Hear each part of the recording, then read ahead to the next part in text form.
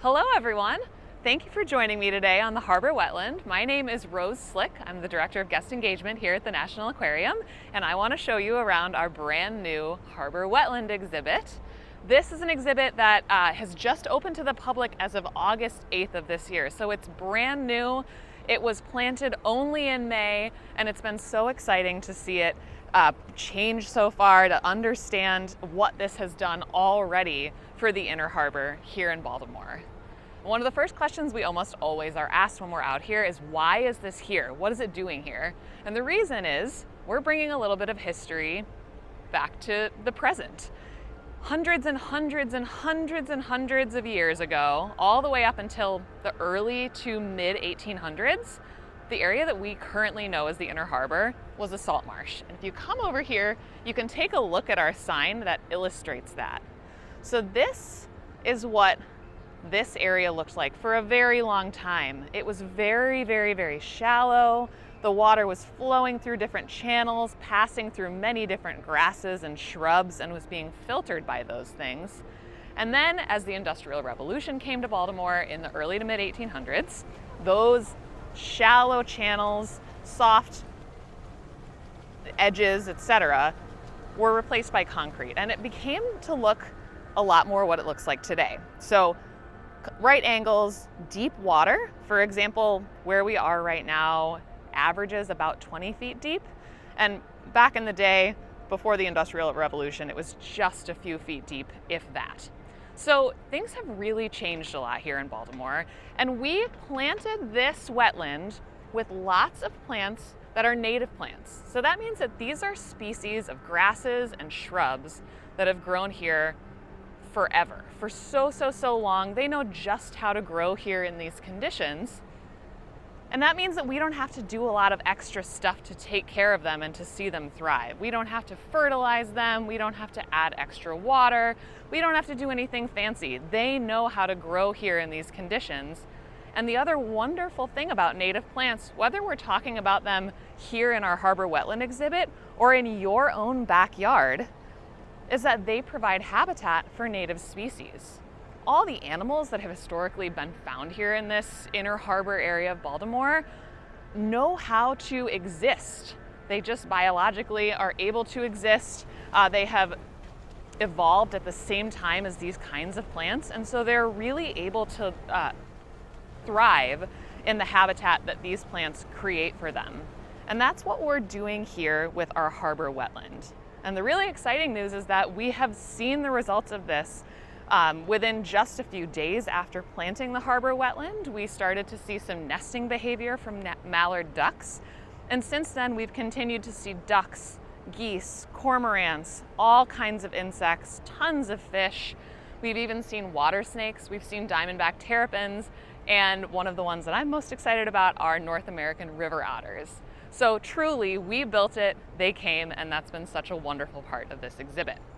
Now, if we keep moving along, you'll get a really good view of how big and tall these grasses and shrubs are. They were not that tall when we planted them. Things have changed a lot, and that's been really, really exciting to see. I can't believe how much they've changed over just a few short months.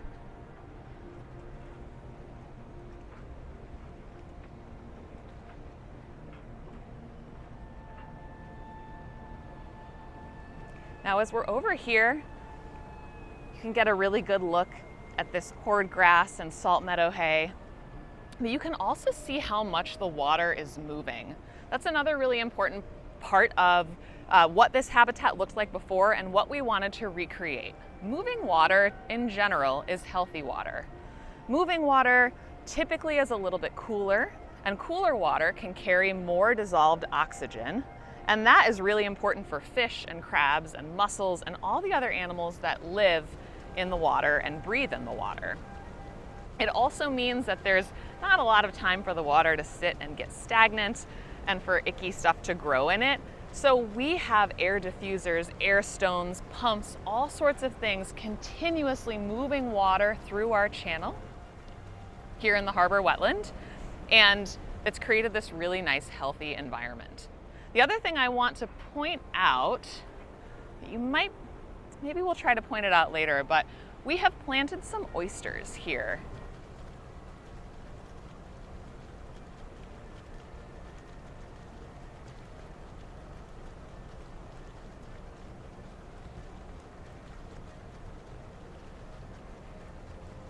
Maybe you can take a look there. We have planted oysters here in the Inner Harbor. Oysters are an ecosystem engineer. So that means that they create habitat for other animals, and there are little ecosystems that surround them, oyster reefs where there are oyster shells. And so we've taken oyster shells, planted with spat, which is a word for baby oysters, and we have put them here in our harbor wetland. When those spat grow up to be full-grown oysters, they can filter over 50 gallons of water a day, which does a huge service for the harbor wetland and all of the sort of surrounding areas here in the harbor. Oysters are not able to reproduce in the harbor, in the Inner Harbor, and that's totally fine. It's simply because the water is not salty enough here. They need a certain level of salinity, the certain level of salt in the water to be able to reproduce, but they can survive here with no issue. And so we really are harnessing the services that they provide to help us in our quest to improve the water quality here. Now, if we take a look over in this direction, we'll be able to see exactly how the wetland works. So what we're currently on right now, and what you would be on if you were to come visit us here at the National Aquarium, is supported by pontoons. We've got 210 pontoons that are adjustable in here, that if we wanted to be a little higher up in the water column or lower, we could adjust them. And they are holding up this entire exhibit, the learning dock, the wetland, all of it. Now the wetland itself is made out of this really sturdy biohaven material that you can see right there. Biohaven material is made out of plastic water bottles, but it's very sturdy. So we are not concerned that pieces of plastic are going to break off in the water. We just know that all of that sort of sponge-like texture creates tons of surface area for beneficial bacteria to grow. And that bacteria, just like many of the other things I've talked about, does us the service of filtering the water. If you come down here, you can see sort of a blown up, magnified version of what all that biofilm looks like.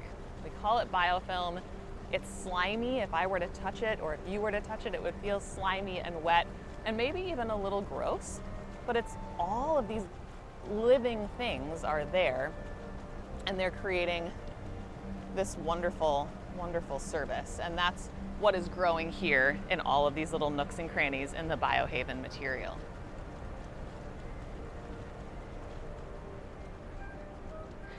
So another thing that I like to point out is that we want this to be a place for the community to be able to come and gather, celebrate Baltimore, celebrate the harbor, and really understand what is so wonderful about the community we live in. And so we've harnessed a lot of local artists to be able to help us in that.